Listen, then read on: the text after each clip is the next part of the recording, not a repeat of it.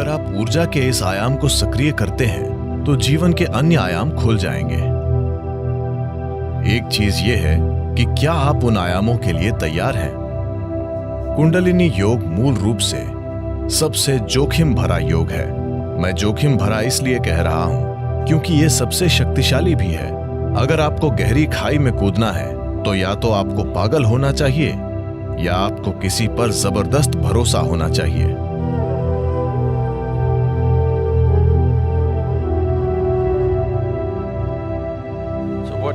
तो कुंडलिनी क्या है?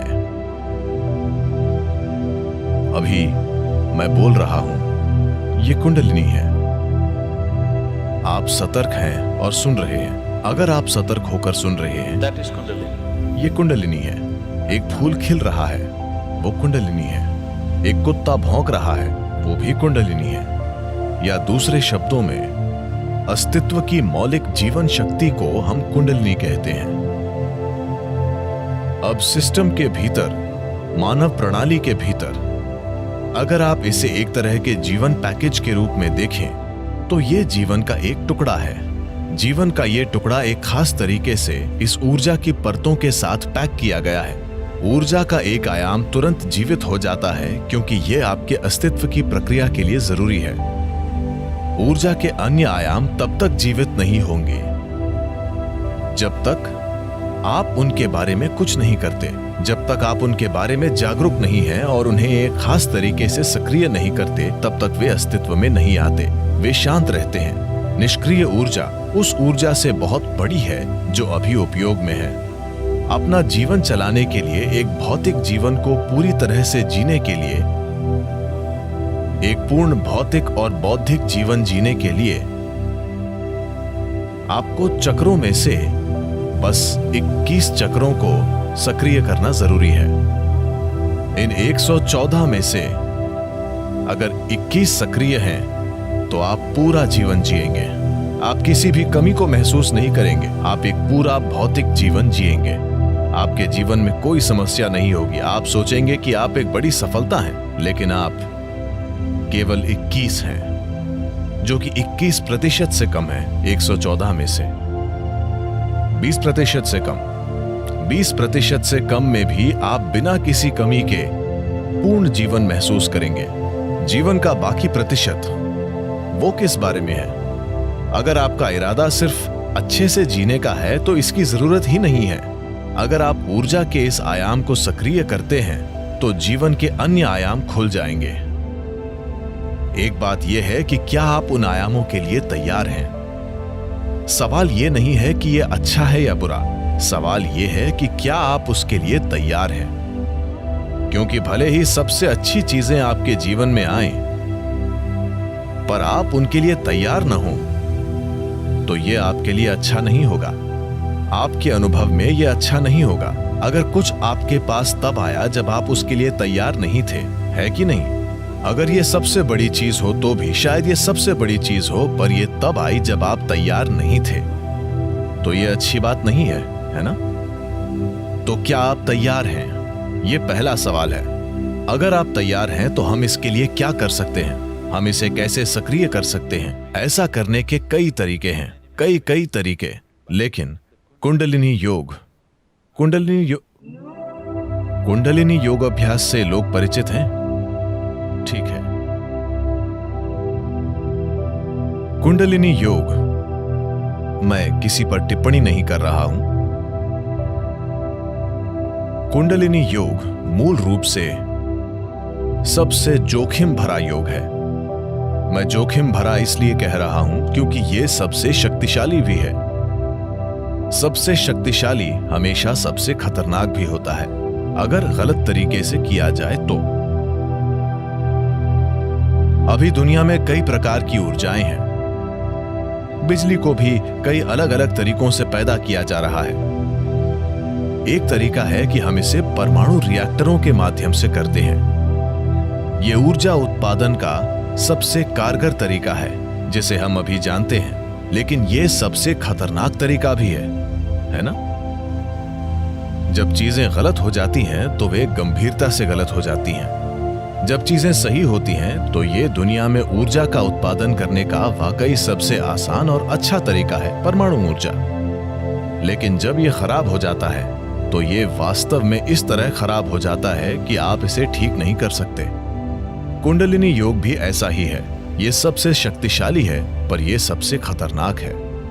जरूरी तैयारी और मार्गदर्शन के बिना, विशेषज्ञ मार्गदर्शन, निरंतर मार्गदर्शन और देखरेख के बिना किसी को कभी इसका प्रयास नहीं करना चाहिए। पर समस्या यह है कि इस पर किताबें लिखी गई हैं और सभी उच्चतम योग करना चाहते हैं। कोई भी ए से शुरू नहीं करना चाहता, सब जी के साथ वर्णमाला शुरू करना चाहते हैं। यह रवैया अपने आप में ही खतरनाक है।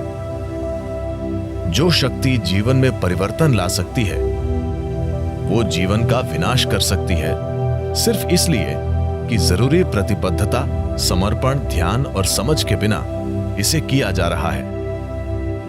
कुंडलिनी ऊपर उठने से, अगर कुंडलिनी ऊपर उठती है तो आपके जीवन के आयाम इतनी तेजी से बदलेंगे कि आपको बाहर भी जल्दी बदलाव लाने के लिए तैयार होना चाहिए, वरना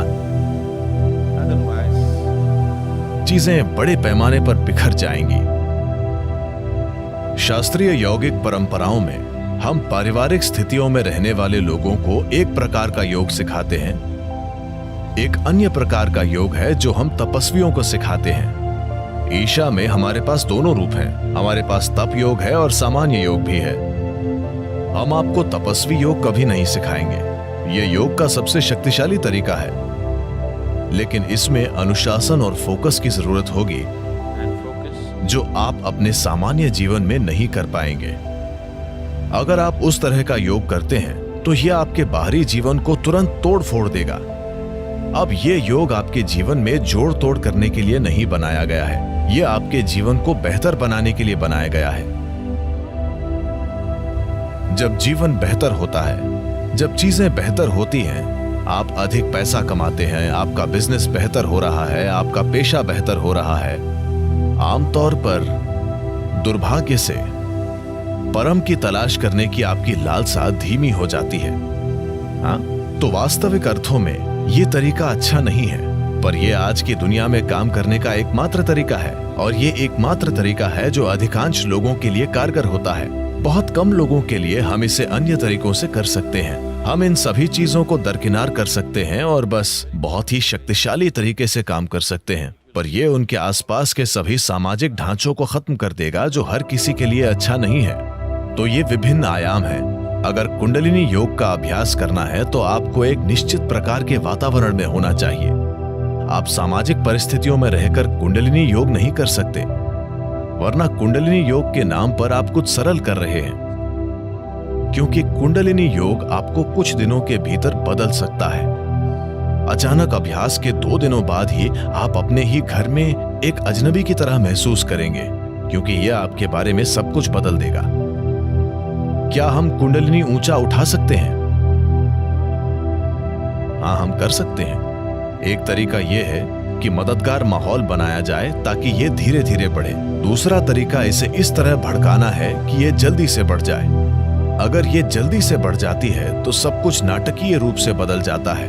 अगर यह धीरे धीरे बढ़ती है तो बदलाव धीरे धीरे होगा। आप समय के साथ बदलाव संभाल पाएंगे। लेकिन अगर यह बहुत जल्दी होता है तो आप बदलाव संभाल नहीं पाएंगे। ऐसा लगेगा जैसे चीजें बिखर रही हैं। तो ऐसा करने के अलग अलग तरीके हैं। कितने तरीके हैं? बहुत सारे तरीके हैं। मैं सभी तरीके नहीं बताऊंगा। ऐसा करने के कई तरीके हैं। मूल रूप से इसे करने के 112 तरीके हैं। 112 तरीके हैं जिनसे आप इसे अपना सकते हैं। आधार से इसके लिए आपको ढांचे को जानना होगा, वरना यह बहुत लंबा हो जाएगा। इन 114 चक्रों में से 7 ऐसे हैं जिन्हें हम 7 आयामों के रूप में पहचानते हैं। इनमें से 6 शरीर के भीतर हैं, एक भौतिक शरीर के बाहर है। इसलिए अगर आप इन 112 तरीकों को अपनाते हैं तो आप 6 चक्रों को संभाल लेंगे, 7वें को आप संभाल नहीं सकते। 112 तरीके हैं जिनसे आप एक चक्र को प्राप्त कर सकते हैं, जिसे हम आज्ञा कहते हैं। लेकिन आगना से सहस्त्रार तक कोई रास्ता नहीं है। इसका कोई तरीका नहीं है। आपको बस एक खाई में कूदना है। अगर आपको खाई में कूदना है तो आपको पागल होना चाहिए या आपको किसी पर जबरदस्त भरोसा होना चाहिए।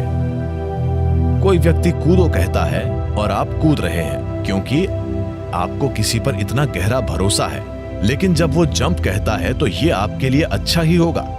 आप बस एक बिना तल के गड्ढे में कूद जाते हैं। तो मूलाधार से आगना तक की यात्रा, वहां पहुंचने के 112 रास्ते हैं, पर वहां से वहां तक कोई रास्ता नहीं है। ये सिर्फ एक छलांग है। वो विश्वास में, भक्ति में या पागलपन में हो सकता है। चुनना आपको है।